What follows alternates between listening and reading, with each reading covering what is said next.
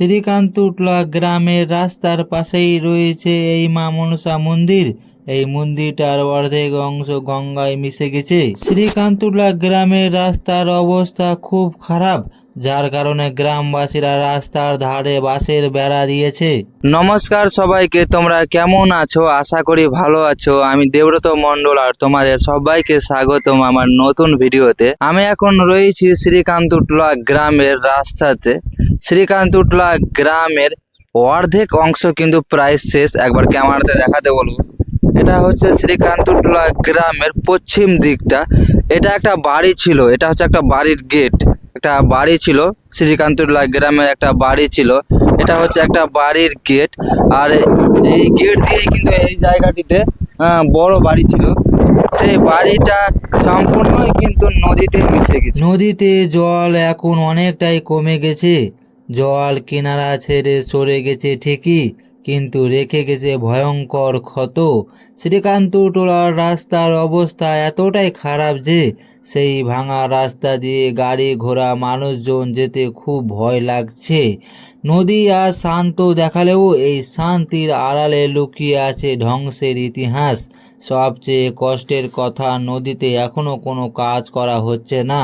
আর নদীর পাশেই রয়েছে মা মনসা মন্দির, যে মন্দিরটা গ্রামবাসীর বিশ্বাস সেই মন্দিরটার অর্ধেক অংশ নদীতে পড়ে গেছে।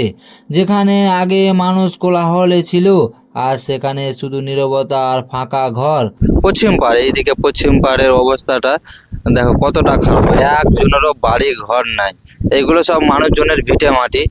এগুলো সব মানুষজন বসবাস করতো, এখানে বাড়ি ঘর ছিল সবার। সবাই কিন্তু বাড়ি ঘর ছেড়ে বাড়ি ঘর যে যা পেরেছে নিয়ে অন্য জায়গায় চলে যায়। কারণ এই ফাঁকা জায়গাটা, এটাই হচ্ছে গঙ্গা নদী, বড় নদী। আর এটা হচ্ছে শ্রীকান্তটুলার রাস্তা। এটা হচ্ছে গ্রাম ছিল শ্রীকান্তটুলা। আর একটা মন্দির দেখতে পাচ্ছ, ওটা হচ্ছে মহাদেব ভোলে বাবার মন্দির।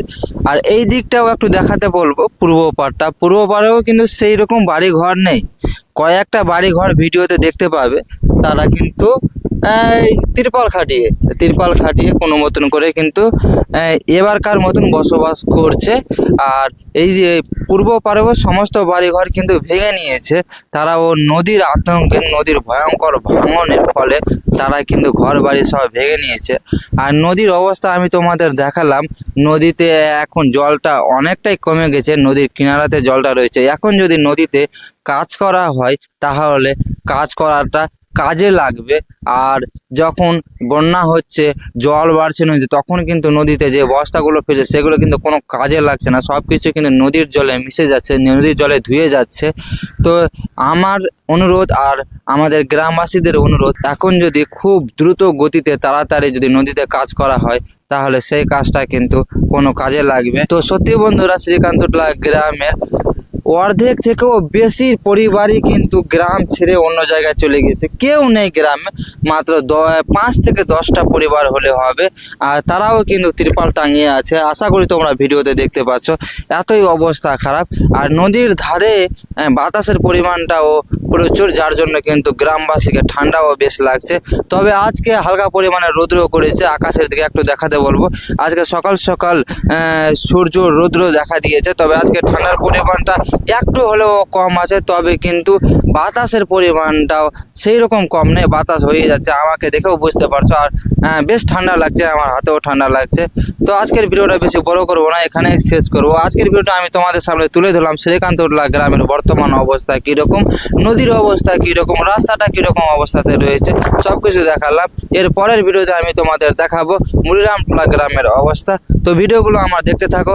আর আমার ভিডিওগুলো যদি একটুও ভালো লেগে থাকে তাহলে অবশ্যই লাইক কমেন্ট শেয়ার করে দিও। আর এইরকম গ্রামের ভিডিও আর নদীর ভিডিও দেখার জন্য অবশ্যই চ্যানেলটাকে সাবস্ক্রাইব করে রাখো। আর ভিডিওটা শেষ পর্যন্ত দেখার জন্য তোমাদের অসংখ্য ধন্যবাদ জানাই।